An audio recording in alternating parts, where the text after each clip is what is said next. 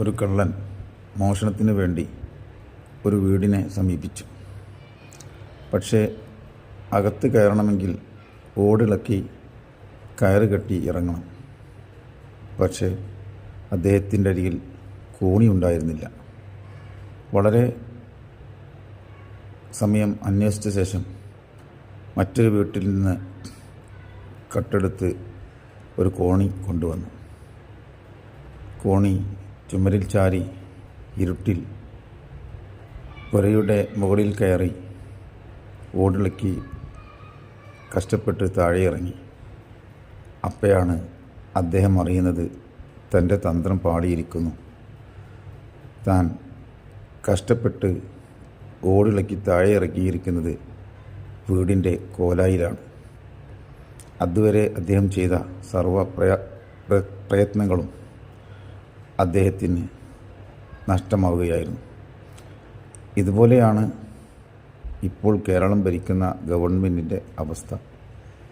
വളരെ പ്രധാനപ്പെട്ട രണ്ട് കാര്യങ്ങൾ, ഒന്ന് ശമ്പള വർധനയും മറ്റൊന്ന് ഭിന്നശേഷി നിയമനവുമായി ബന്ധപ്പെട്ട് കഷ്ടപ്പെടുന്ന ഉദ്യോഗാർത്ഥികളുടെ അംഗീകാരവും. ഇത് രണ്ടും ഭരണത്തിൻ്റെ അവസാന നിമിഷത്തിൽ ഇലക്ഷൻ സ്റ്റണ്ട് എന്ന നിലക്ക് പരിഹരിച്ച് ബന്ധപ്പെട്ടവരെ വശീകരിക്കാമെന്ന ധാരണയിൽ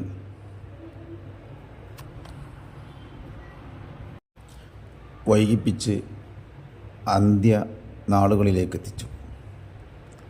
പക്ഷേ കള്ളന് പറ്റിയ അബദ്ധം ഗവൺമെൻറ്റിനും പറ്റിയിരിക്കുകയാണ്. ഈ രണ്ട് സംഗതികളും അവർ ഉദ്ദേശിച്ച പോലെ നടക്കാൻ ഇടയില്ല. കാരണം സുപ്രീം കോടതി ഭിന്നശേഷി നിയമനവുമായി ബന്ധപ്പെട്ട കേസ് ഏപ്രിലിലേക്ക് മാറ്റിയിരിക്കുകയാണ്.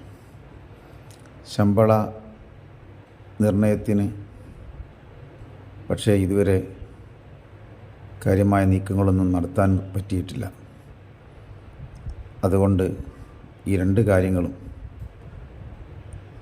ഇനി വരാൻ പോകുന്ന ഗവൺമെൻറ് തന്നെ പരിഹരിക്കേണ്ട അവസ്ഥയിലെത്തി നിൽക്കുകയാണ്.